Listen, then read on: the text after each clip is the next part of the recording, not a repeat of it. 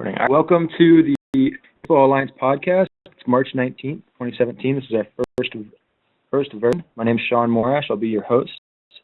I'm VP of the Baseball Bloggers Alliance, and I am the co-founder of Off the Bench Baseball, which we call ourselves a mostly baseball blog covering everything around Major League Baseball and touch on pretty much we feel like writing. We think that we do a pretty good job. I'm a college baseball player. Played for the Division III Vassar Brewers, and I do some renewable energy consulting. I've got Max and Rick. Rick, want to introduce yourself? That'd be awesome. Okay, well, I was a sport management major at St. John's. I do not have the college baseball career that Sean does, but I have been, I've written and write the Fanside Network. I'm a co-editor for District on Deck, which is the Nationals fan-sided site. Been doing that for a couple of years. Was at the Yankee fan-site Yankee Schoolyard before that since about 2011. Just written the day-to-day news of the Nationals. Me and my co-editor Ron Juckett do a cast on Google Hangouts every Monday, which you can check out during the season. We'll do more so as the games go on. But definitely I've interviewed a lot of league managers, players, covered the Yankees in the past, so you get a little bit of both the majors and the minors with me at times. And follow on Twitter at Rickinator555.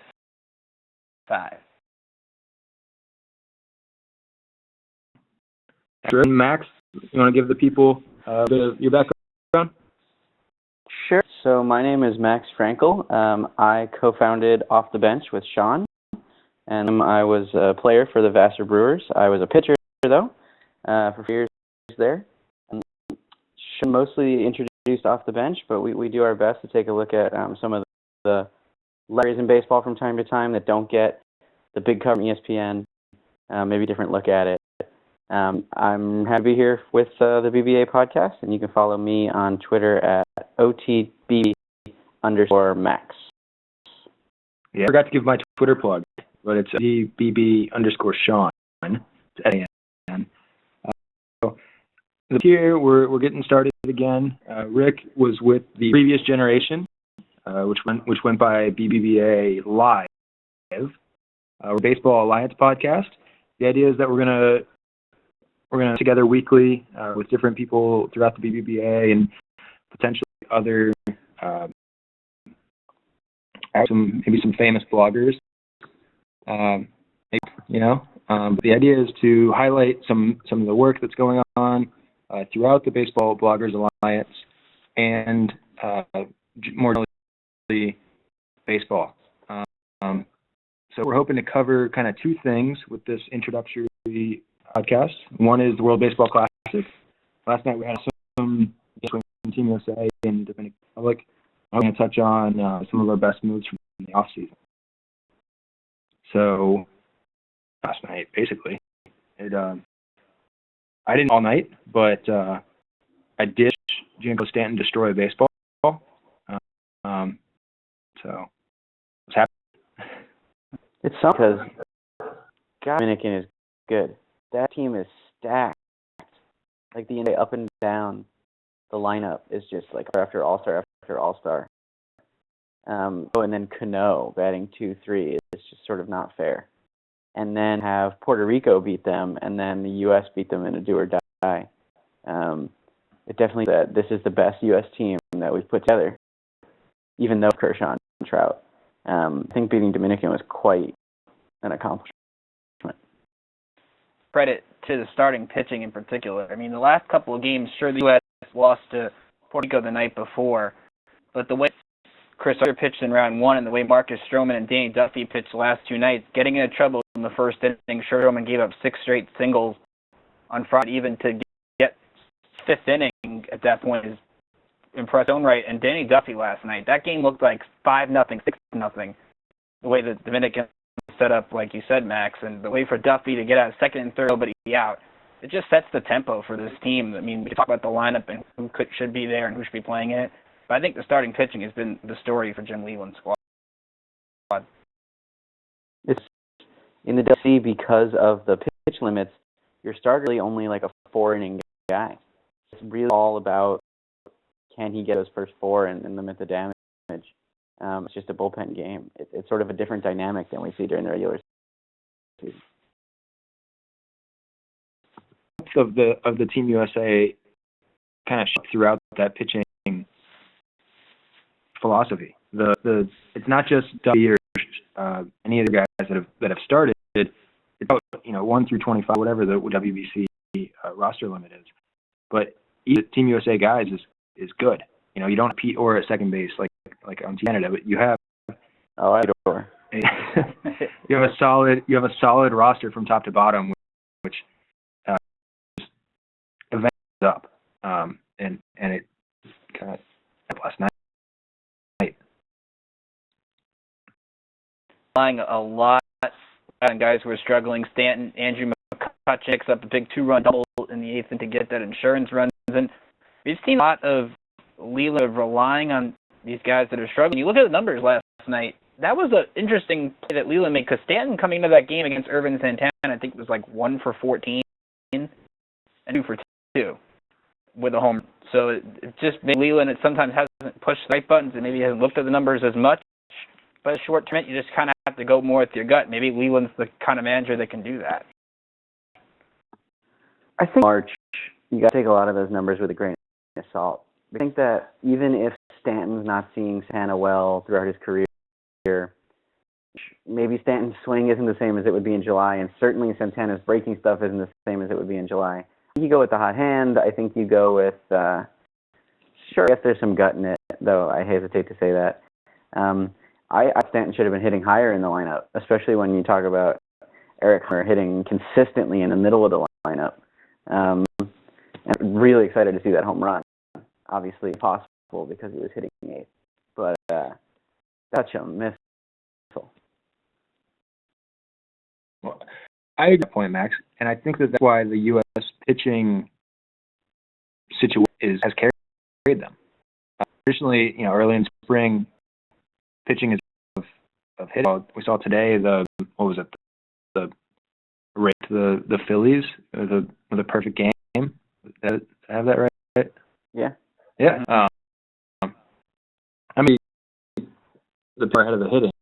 I know if that total maximum goes out the window when you're talking about World Baseball Classic and guys like Robinson Cano who can turn it on what day it is, no matter what time it is, no matter that guy is just a hitter.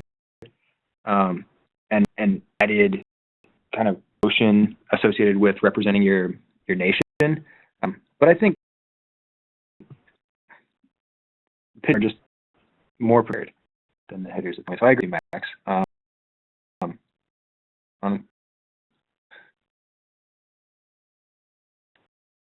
But the U.S. lineup, the depth, like you said, Sean, has been important. You talk about the superstars like the Stantons, Buster Posey, who hit a home run.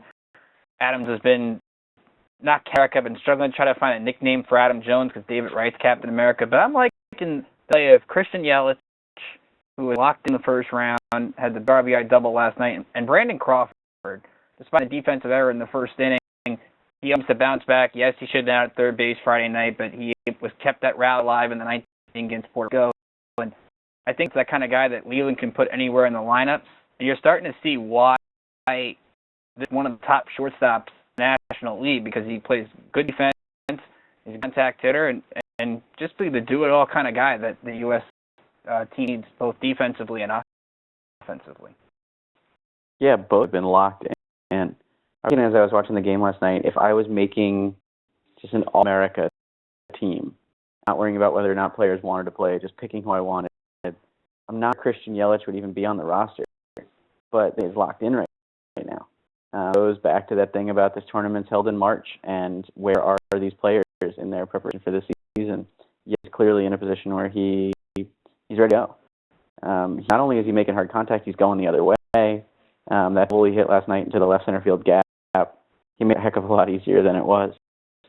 So luckily we have a country where our depth is so good that even if we don't take our best or even our third best outfielder, still an all-star caliber major league player. And I think that's why the four teams, and certainly if you add in the Dominican, that in this tournament all sort of fit that bill and have just a boatload of really good players. I would out, let's back it out here. 10 feet. Tournament, awesome, right? I mean, just straightforward. And the idea, I wasn't all that excited about it. To be honest, I never got all that excited about the previous one, me having my head in the sand. But this, maybe it's Team USA performing well when we haven't performed well in the past. What of this tournament has been for you? The passion that's been in this tournament. I mean, you watch a game like Dominican Republic and Colombia, where Jose Bautista makes that great play in the beginning to sort of save the Republic because Colombia's about to win that pool, but he makes a throw, the game goes to extra innings. Now, I don't like those extra innings rules. I'm sure we'll get into that later on, but I just love the enthusiasm. You watch Puerto Rico and then Republic the other night, and both those teams show so much emotion, so much passion. There's more bat flips than ever, and don't get thrown at, which is great. I think we need more of that in baseball. It's just great to see the player about playing for their country, and I do that every second of it. This tournament has been awesome, and I've liked them all because I think it's great that I'd rather watch this than watch 2 or 3 weeks of spring trainings where everybody's playing the same teams once every 3 days. Yeah, so right from the beginning. These are like typically this time of year would play 5 innings and then take a seat and head back to the hotel. And now they're into it. You see Adrian Trey like fanting at every pitch in the bullpen, like or in the dugout, like willing his team to victory. It's an October sort of mentality, but you have 7 months of baseball leading up to it. You're just thrown right in, and it's orienting in the best possible way. Yeah, so one thing that this tournament has done that I didn't think was possible is I now, for whatever reason, like the dark gray road unis, when before I thought they were the worst thing that's happened to the game in a decade. The gray road unis have grown on me over the last week. I started off, they didn't fit right on my HDTV, or they appeared in the highlights I would see, but now they're okay. I can get used to it. They're kind of new, but I like that stuff. But to me, BBC there's awesome things. One, I saw a guy who brought a trumpet to the game. Right? Fans are just going nuts. There's just as Captain America in the stands. The guys who bring it to the game, and it's kind of a different passion, not just from the players, but from the fans. A soccer atmosphere at a baseball game. Yeah, and in a lot of ways, that is kind of like the difference between the college basketball game and NBA game. Is you energy when fans are up. The second thing that's been so awesome to me is it's watching All-Star games where the players care. On the line than just the treat them or the kind of a classic game where it's a day of talent. These guys are really competing. And the best players in the world. It would be as fun for me if they're competing against Danny Duffy. Maybe the players in the world, but it's this, that type of thing.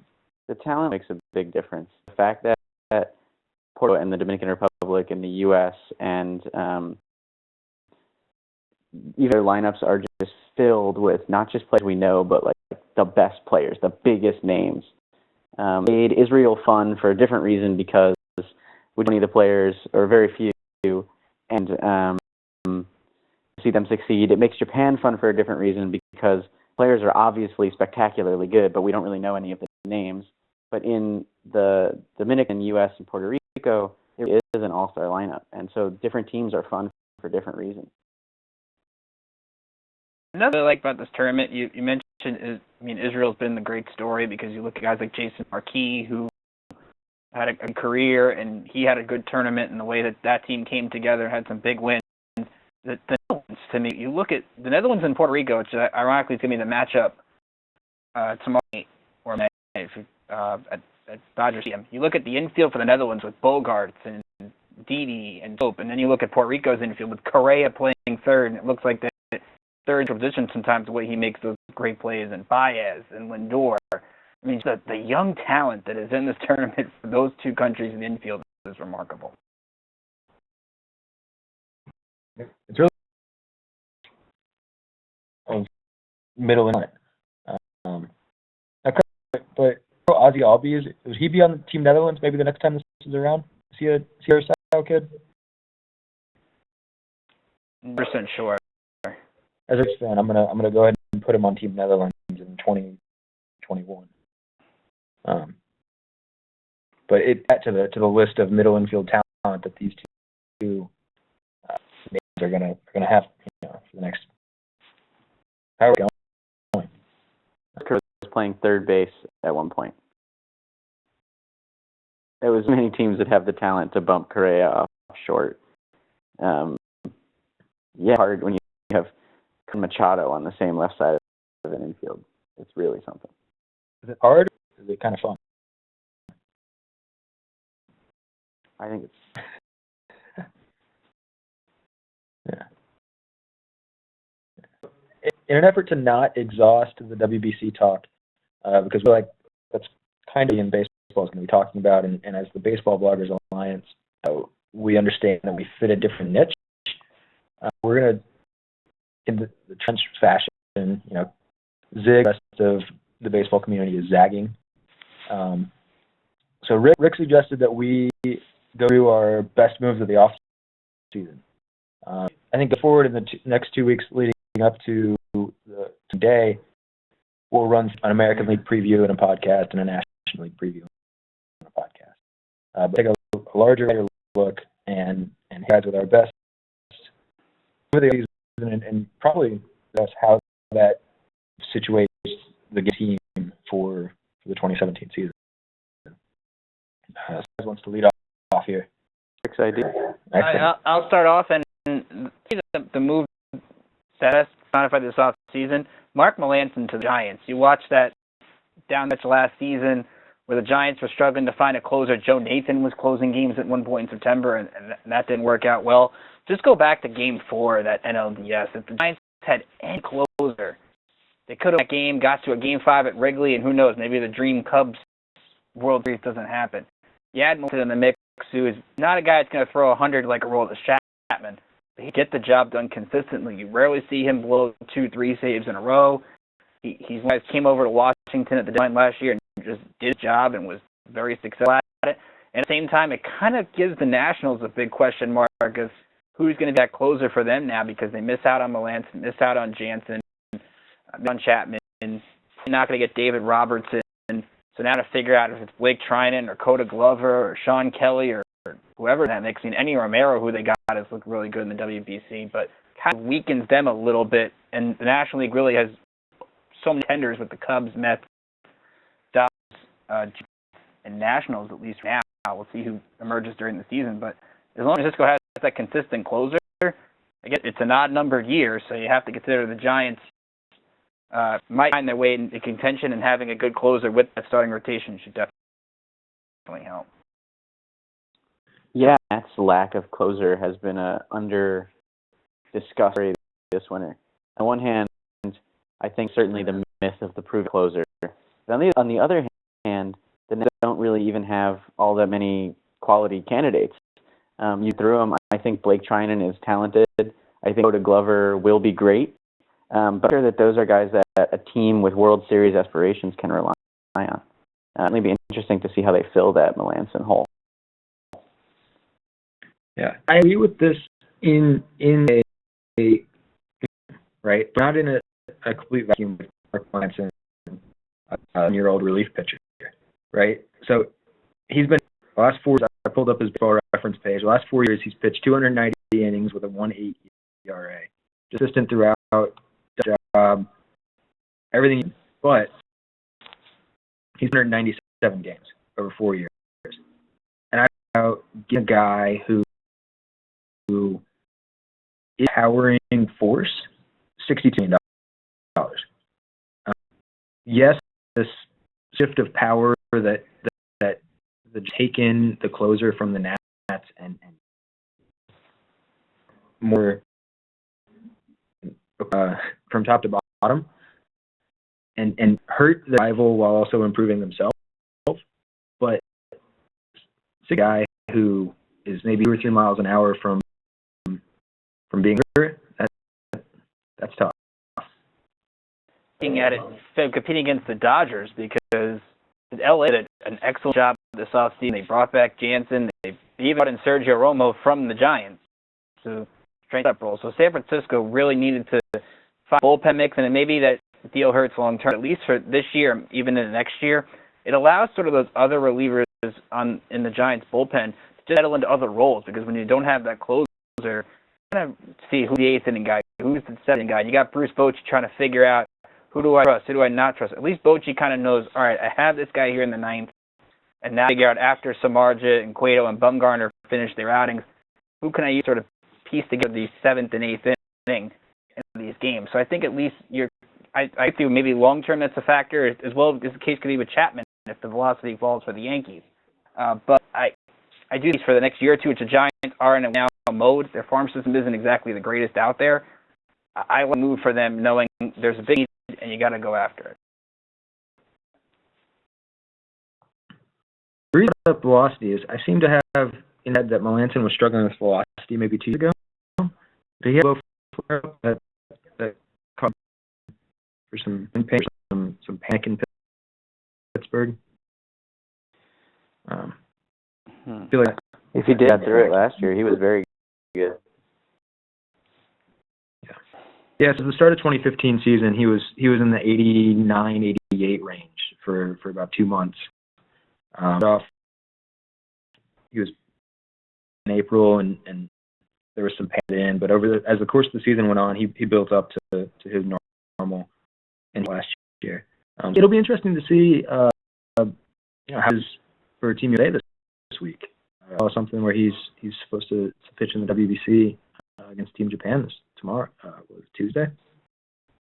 Yeah, he's on the pitcher pool for Drew Smyly, and that's a good move because we have feeling sort of in this tournament use Andrew Miller in the middle innings instead of the closer, and Melanson gives him a much better option. Robertson is not fit well in this tournament. He's hitting the ball hard against him, and you trust Melanson more, even though Sam Dyson was great last night. Probably Dyson, more Neshek, more Clippers. So at least Leland a more reliable option. And even though Gregerson, to his credit, has done a good job in the closer's role against Venezuela in the DR.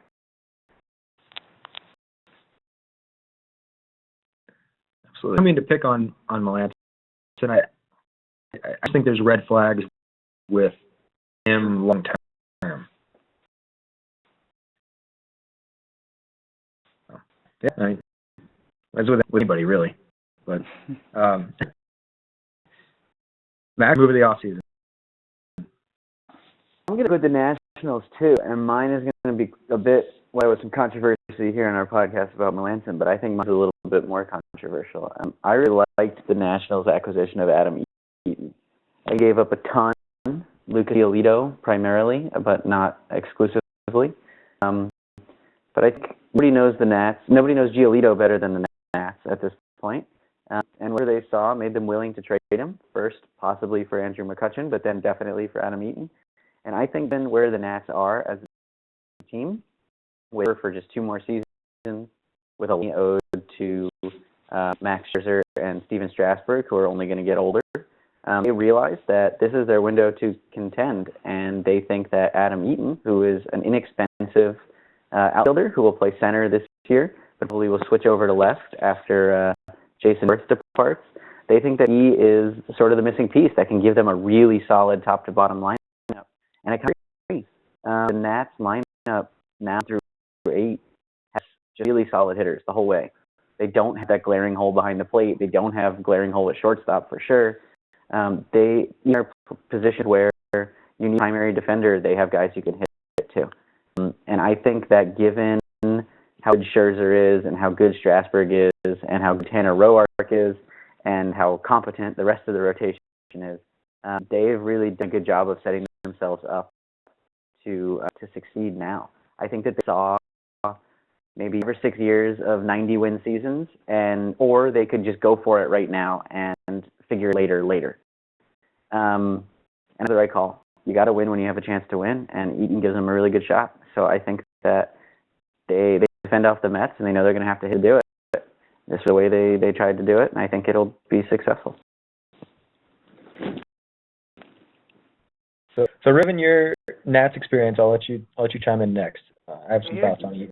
I think it was interesting because its were down on Lucas Giolito, and the excitement from him last year just never really seemed to get that confidence. I mean, Lopez to me was the bigger loss out of the three in trade, because Lopez at least showed flaws as a starter. I think he had double the strikeout game against Atlanta. He had some signs as a long end, did really good down the stretch as a reliever, could get up there in the high 90s with a fastball. White Sox are going to use him as a starter. The price was high, but I agree with you in that you look at Eaton in the top of the lineup. I'm excited from the standpoint that that Dusty Baker and Davey Lopes, the first base coach, are going to give him an opportunity to run. You look at that White Sox team last year, Todd Frazier led the White Sox in stolen bases last year. We had a lot, I guess, of how bad the White Sox were in 2016, but they put Adam Eaton with Trey Turner at the top of the lineup, whether it's first, second, I don't know if Baker's going to do it. I would think Turner's going to hit leadoff. But I see the aggressiveness from Eaton. Maybe you see some hit-and-run opportunities, and you give Harper some first and third chances with nobody out, and maybe you jump runs in that way to help the starting rotation. I think defensively, center field is not his best position, but he's definitely a better defensive center field than what McCutchen showed last year. Maybe he moves over to right if Bryce Harper ends up leaving in a couple of years, because if you go by Fangraphs and defensive run saved, he's better there. But it also shows, look, the Nats like the fact they can get a guy at a good contract because they've got the payroll issues with the Masson situation, with deferring a lot of money down the road. So that maybe you look at a future outfield, I don't know if it'll happen this way, but Eaton, Victor Robles, and they drafted 2 years ago Andrew Stevenson, who had a great Arizona Fall League. I mean, looking at it that way, where maybe term with Eaton, and then long-term he's one of your guys when Worth's contract at the end of this year, and then the big elephant in the room, Bryce Harper's contract being up soon. Center field is not Adam Eaton's best position, and if you had choice, it's not where you would play him. But given the that the Nats have now in their outfield and the flexibility that they have going forward with both players coming off the books in the next 2 years, one would be a good thing and one which is certainly not. I think he does well, and he is capable enough to be able to handle it here, especially when you realize that the Nats played the postseason last year with Turner in center, who was very good despite the fact that he was a shortstop and had no experience in center prior to last season. Thinking Michael Taylor. Now, Taylor's had a fantastic spring the last couple of years, but with a chance to, whether it's fill in for Denard Span a couple of years ago when he was hurt, fill in for Ben Revere last year, he's really overachieved. So maybe the Nats go out there and they make that kind of move because they quickly don't know what Michael Taylor's going to give them. He was supposed to be that center fielder of the future. Yeah, he has a ton of pass speed. He's shown that he could be really good, but he absolutely has not put it together in a consistent way. Did a quick on Taylor's stats, and it's kind of wild. He had 100 plate appearances in 2015 and managed a 6.4 OPS. And that was kind of his one shot that it looks like the Nats are going to give him to get the plate appearances and she can do. And at this point, he's a full outfielder. But because he's shown flashes, he's was really thought of as he was coming up and his sense of center fielder. But I had some points on Eaton that I wanted to make, and that he's to have a number of guys who are just going to get to the numbers and overperform above those. We looked on the last 3 years. He's at a of 362, 361, 362. He's hit triples. He's had totals of 175, 176. I mean, this is a guy who's gonna does, and that to me is more important for them this year than whatever it was that Giolito was going to be, and that Ronaldo Lopez was going to be able to provide. So that's for a kind of a grown-up team was important. For them is rotation depth, though, going forward, because you got Scherzer's injury, although he sounds going to be fine. He's going to start at least some point in the first week. You have injury with Strasburg's durability and Joe Ross's durability the last couple of years. And now A.J. Cole and Vince Worley, who's a non-roster invitee. They have Jeremy Guthrie in camp. That'd be the one part where they maybe miss a Lopez in that role. But you're right, going short term, you kind of have to sacrifice those top of the list to get a player like Eaton with a really, really affordable contract. All right, your best move of the offseason. So my best move of the offseason is Edwin Encarnacion, the Indians. Look at where that team was, that possibly outperformed last year whatever they would be, and then continue to do it, and got themselves a upgrade at the DH position over last year. Their out was 3 years, $64 million, 60-ish million, for who is going to give them roughly 40 home runs, solid base, just a solid slugger in the middle of the lineup, who a World Series team that also gets Michael Brantley back. And this team maybe is world's it's going to have to overtake the Cubs that are going to continue to see growth out of their young players. But safe move that was also a talented player, and at a guy like that has produced as much as he has, been a force for a number of. I think that. I like that team a lot. We were talking before we started recording about how Jason Kipnis is hurt now for the first month of the season, and that is that's a problem. But it's a season, and given the talent they have in their starting rotation and they have in their lineup with Francisco Lindor and Encarnacion, as you mentioned, and hopefully, if he stays healthy, Michael Brantley, who I think is a wild card for that team, Carlos Santana. They've got the favorites in the Central again. They're 1 inning away from winning the World Series, and they're a pretty decent shot to get back at it. Yeah, I would agree. Actually, as the favorite in the American League right now, because you look at that, Kipnis eventually get back. If they get, like you said, if anything from Brantley, the depth lineup, I think is what stands out for Cleveland and Encarnacion on that favorable of a contract. Surprisingly, even lasted that long to begin with, but to get a huge power boost to that offense and get the pitching that the Cleveland has with Kluber, Carrasco, and Salazar, maybe worry about Andrew Miller and the workload that he had in the last few years. Maybe that eventually catches up to the Indians, but you throw Kershaw and Allen in the bullpen, and probably made another sneaky move too, in Boone Logan into the mix, just add more depth for Franco to work with, and he's probably one of the better ones at working a bullpen in terms of managers. Yeah, storylines for me, and I wrote about this extensively at Off the Bench last October. How do we see a change in the way that relievers are used, and what does that look like over the course of a 162-game season? Francona and Miller a very convinced case that we should throw out the Ned Yost style dogmatic bullpen approach, where you're the 7th inning guy, you're the 8th inning guy, you're the 9th inning guy, and use pitchers in the highest leverage situations. But the Wheeler was used in October isn't sustainable. He was used in just about every game. I think that maybe teams will be looking for an Andrew Miller type. It would be very interesting to see how Terry Francona is going to pioneer that old school fireman type reliever over the course of a 6-month season. Is he to choose certain games where Miller comes in and is the other games where they just try and piece it together, or sort of how is that going to work? I think that's definitely something to keep on. It could be a harbinger for how the rest of the league works.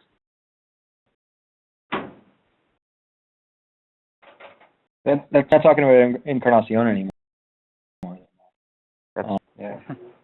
I think that like him, Encarnacion, is there that maybe his performance isn't real? Like, it's good. Do we just think that when he no field and could focus exclusively on hitting, that he became the 40 home run guy? Like, those were years with the Reds from, what was it, like 05, basically before he got to the Blue Jays, where he was a guy, he was a big guy, he had good bat speed, but he couldn't play there. I mean, do we have that taste out of our mouth now that he's no longer Blue Jays?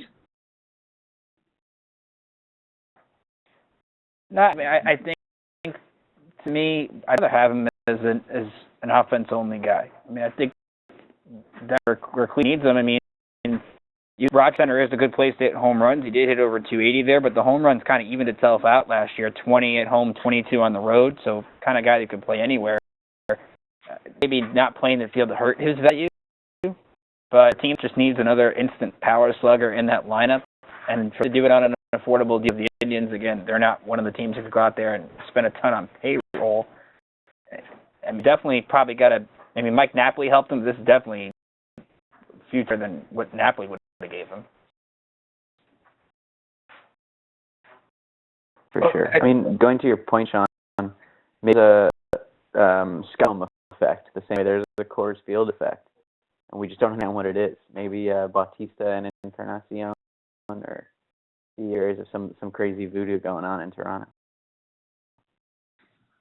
Help explain some of the lack of market that both of those had this offseason, in that player teams weren't confident that the Magic, would keep after they left Toronto.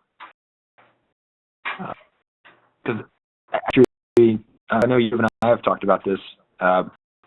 It feels like Jose Bautista isn't good, right? Like he's excellent, been amazing for a while now, and he's not good. Baseball Classic. Yeah, what's that? Great in the World Baseball Classic. Maybe he's not good isn't fair, but it's just going to be a time where he breaks and this voodoo just disappears. I don't know, so that's great. Out. Yeah, but that the reason market really didn't develop is because he came out of the gate asking for so much money, and that he's most on the older side. He is the kind of player who tends to go off the cliff really quickly in terms of performance. After that, what was the first year he was good? He hit 54 homers. Everybody thought Bautista was fake. It was a fluke, and I think he proved otherwise. And I think that Encarnacion will prove otherwise this year. He'll have a good year with Cleveland.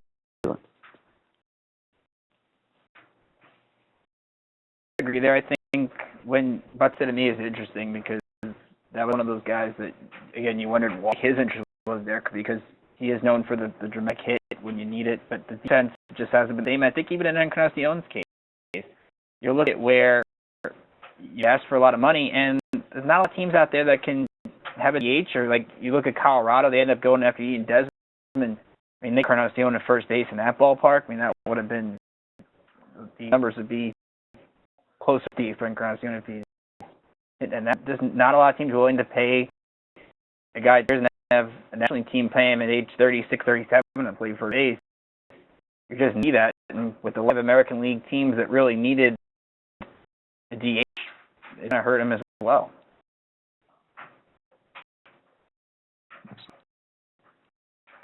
So,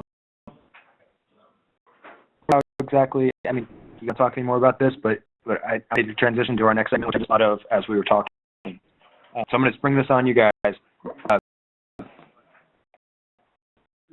Where's the Baseball Alliance podcast is going to work, but putting at the 2016 Cleveland Indians guy who had a 2.25 ERA, did not realize had effectively for them. Stop me. Keep going to continue to describe him, and we're going to see if you guys can pick him out. At one point, the league in hit by pitches, Sure. He hit the most batters in the league. He finished 8th in the Rookie of the Year voting a different year. He pitched for the Yankees and Tigers and Royals. Was on the Indians? Job on the Indians. It is Jabba Chamberlain. Pitched very well. A roster invite to Milwaukee's spring training. Jabba Chamberlain. That guy. I've met him, but I've talked to him at Camden Yards, and he was signing autographs early in the game when he was with the Tigers. Really genuinely nice guy. Maybe it's him up for being Madonna in his early days with the Yankees, but by all means, he's kind of back to being a powerful reliever. He's up to 95 this spring. I think the best do was get a non-roster invite to the Brewers. Admit it, John, but I always wonder what would happen if Joe Torre took him out of that game before midges got to him in Cleveland, because I think that affected him for a long time, because I just think the way that they made it go back and forth relievers. Already had the Josh Beckett comparison thrown at him at the time, and I mean that's a lofty expectation the way Beckett's career was going. But it's good to see him back there in a place like Milwaukee where they're not going to contend, and you can find an opportunity to reestablish your market. Who knows? Maybe he makes the team, has a great first half, and Milwaukee trades him to a contender, and he makes it there. I think it's a great story, and hope he's successful.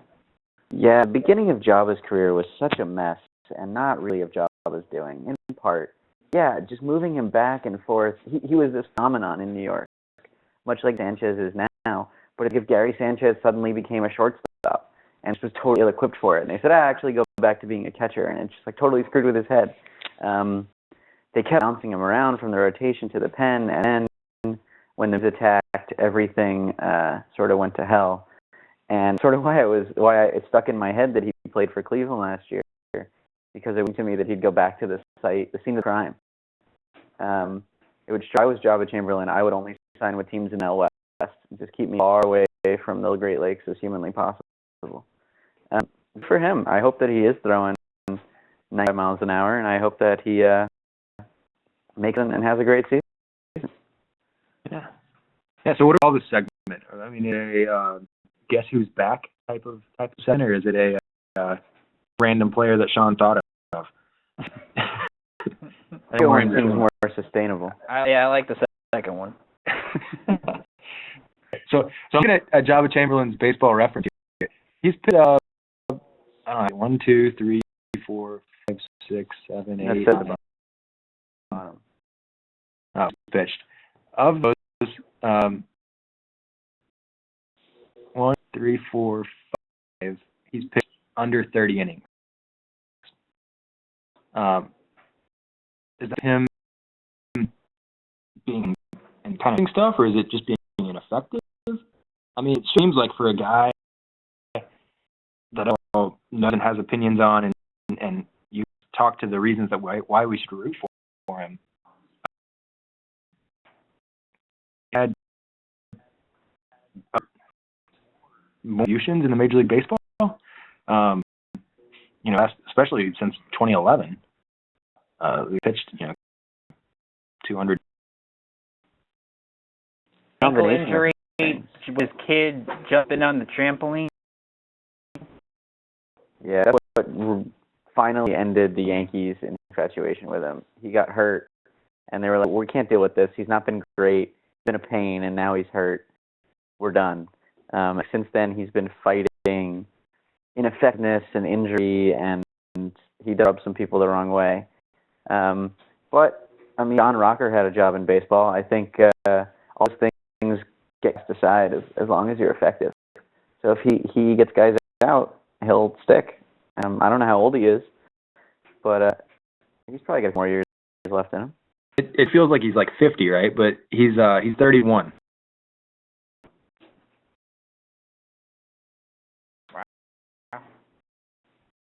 Java. He's the same as Mark Melanson.